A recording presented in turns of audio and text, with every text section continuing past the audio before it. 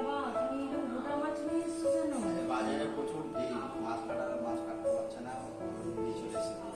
এ বাবা, কি কাণ্ড করেছে! এটা আমাকেই কাটতে হবে এখন বসে বসে। কাটতে হবে। হ্যালো বন্ধুরা, মনিকার রান্নাঘরে আপনাদের সবাইকে স্বাগত। আজ আমি আবারও একটা নতুন রেসিপি নিয়ে হাজির হয়েছি। ইলিশ মাছ এনেছে বাজার থেকে, কিন্তু কেটে আনতে পারিনি। এটাকে আমি কাটবো ও আমি ভাতে ইলিশ করব, সেই রেসিপি আপনাদের দেখাবো। ভিডিওটি ভালো লাগবে লাইক কমেন্ট শেয়ার করতে ভুলবেন না। আশা করি আপনাদের ভালো লাগবে। আসুন আমি মাছটা কেটে নিই।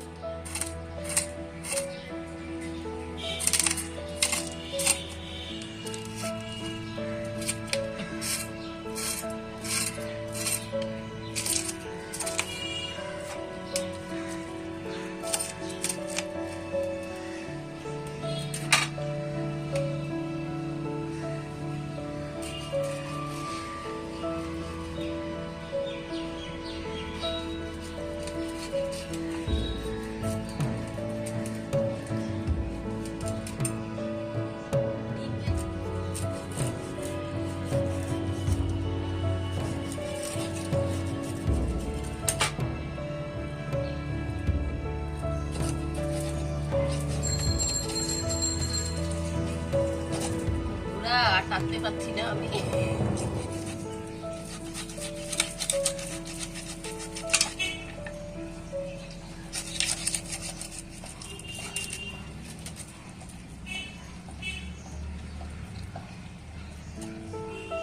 আমার কাটা হয়ে গেছে। অনেকদিন বাদে আমি এই ইলিশ মাছ কাটতে বসলাম।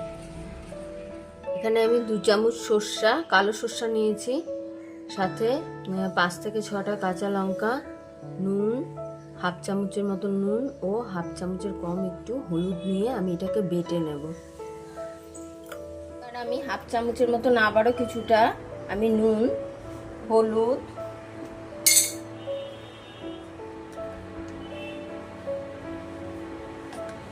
ও সামান্য একটু লঙ্কার গুঁড়ো দিয়ে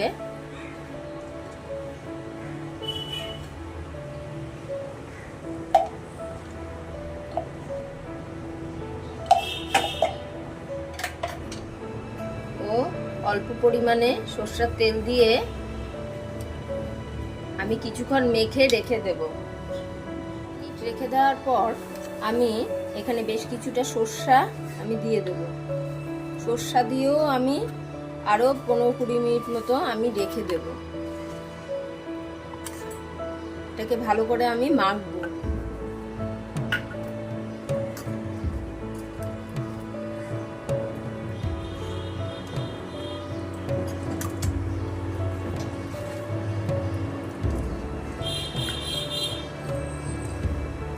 এর মধ্যে আমি কিছুটা পরিমাণে সরষের তেল দেব।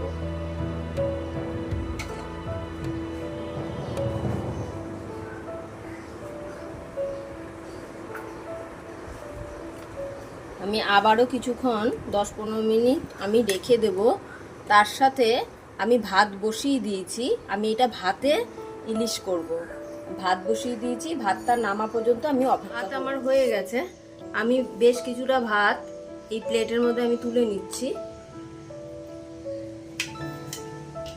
এবার আমার এটা রেডি আছে। এটাকে আমি টিফিন বক্সে ভালো করে মুড়ে আমি এরকম করে বসিয়ে দেব। এবার এই ভাতগুলি আমি উপর দিয়ে দিয়ে দেব।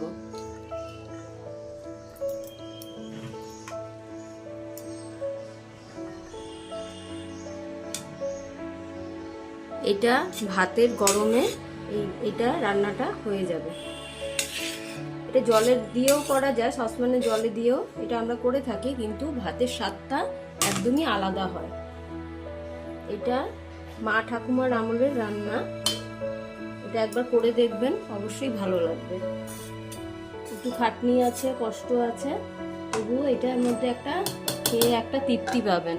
এরকম করে ঢেকে এবার আমি ভারী কিছু জিনিস দিয়ে চাপা দিয়ে দেব।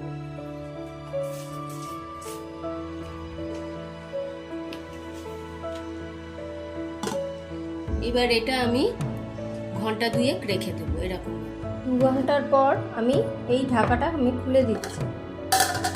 কিছু কিছুটা ভাত আমি সরিয়ে টিফিন বক্সটা আমি বার করে নেব।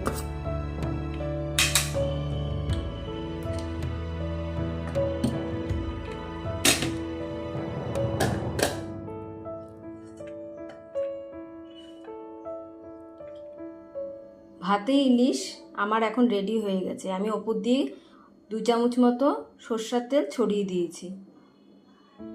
ভিডিওটি ভালো লাগলে লাইক, কমেন্ট, শেয়ার ও সাবস্ক্রাইব করতে ভুলবেন না। ভাতে ইলিশ আমার রেডি, আমি এবার সার্ভ করে দিলাম।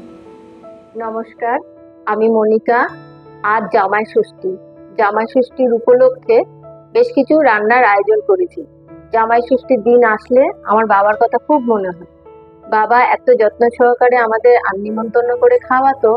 2 ব্যাগ ভর্তি করে বাজার করা, কত আয়োজন, মানে ভুলতে পারি না সেই জায়গাগুলো। কিন্তু বাবা নেই, মার বয়স হয়েছে বলে মা এখন পেরে ওঠে না, তাই মাকে আমরা চাপ দিই না। আমরা নিজেরাই ঘরে কিছু আয়োজন করি, সেই ঘরে আয়োজন করে নিজেরাই আমরা খাওয়া দাওয়া আনন্দ উৎসব করি। চলুন দেখে নেওয়া যাক আজ আমি কি কি রান্না করেছি। অবশ্যই সেই রান্নাগুলো আমি সব ডেসক্রিপশন বক্সে আমি দিয়ে দেবো, আপনারা দেখতে পারবেন। আসুন দেখে নেওয়া যাক। আমি এখানে ভাত বেড়ে দিয়েছি, সাথে পটল ভাজা, বেগুন ভাজা, রাঙা আলু ভাজা ও ইলিশ মাছ ভাজা, সাথে তেল আর শুকনো লঙ্কা আমি দিয়েছি। এছাড়া রান্না করেছি মুসুরির ডাল, এটা করেছি চিংড়ি মাছ ভাপা, এটা কুমড়োর ডগা পাতা দিয়ে করেছি এটা আমি। এটা করেছি ইলিশ ভাতে সর্ষা দিয়ে, এটা চাটনি, এটা একটু মিষ্টি দিয়েছি, আম দিয়েছি, এটা সিমুরের পায়েস ও সামান্য দই দিয়েছি, কারণ দইটা একটু কমই দেওয়া হয়েছে, এত মিষ্টি কম খাবে বলে। এটা করেছি আমি চিকেন চাপ, যেটা রাতে রুমালি রুটি দিয়ে খাওয়া হবে।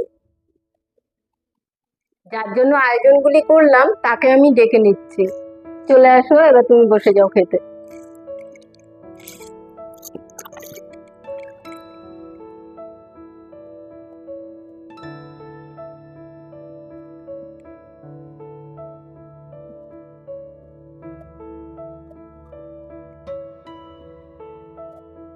এই যে আমার বাবা, আজ বাবা নেই, বাবা দূর থেকে আমাদের আশীর্বাদ করুক, আমরা যেন ভালো থাকি।